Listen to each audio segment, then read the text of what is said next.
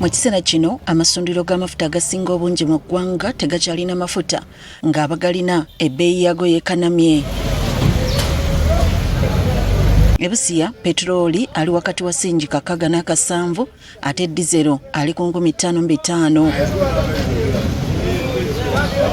Embeera y'emu eri Namayingo nga Fred Mukwana atunda amafuta ku kkubo bw'annyonnyola. Naffe bayinza okutuuka ne bagamba amafuta lwaki mulinza amafuta, naffe ne tubagamba eby'amafuta galinnye.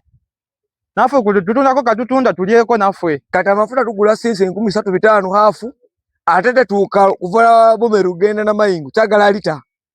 Kitegeeza kati olina okuteekamu 7 kati wositula abantu babiri ate babagala bakube 6.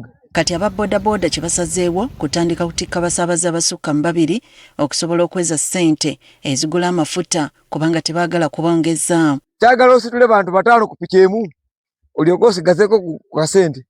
Naye ositula abantu 2 oba omu tewali kyofunayo wali n'ekikumi. E Busia abakola ku masundiro g'amafuta bagamba bakama baabwe bakola butaweera okulaba nga bafuna amafuta. Wadenga mazibuzibu simanga kufuna, but at least they try the level best to get what? Get well for us.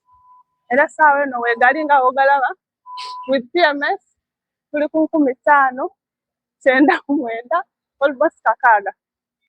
No shell Busia buzibu tuli mafuta saa zino mafuta matono nnyo era bakasoma bangi naye kati buzibu tufunye ate ebbeeyi erinnyawo katono tubaddenga diesel 15,90 saa zino diesel 15,140. Yo Shell bamaze kati ennaku 3 nga tebalina mafuta.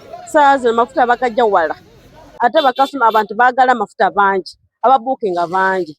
These wars, they are the one who bring these challenges, but with time the price is going to come low.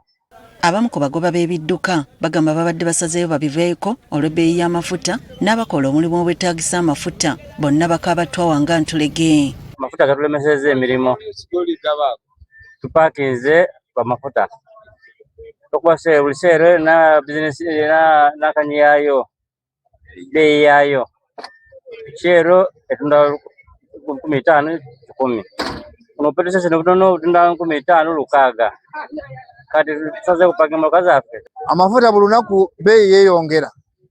Kumakya bateekako sente endala ogenda okutuuka olw'eggulo gali ku sente endala. Saawa zino wenjogerera amafuta gali ku nusu 600. Oyinza okugenda awalala nti bali ku 650, 680.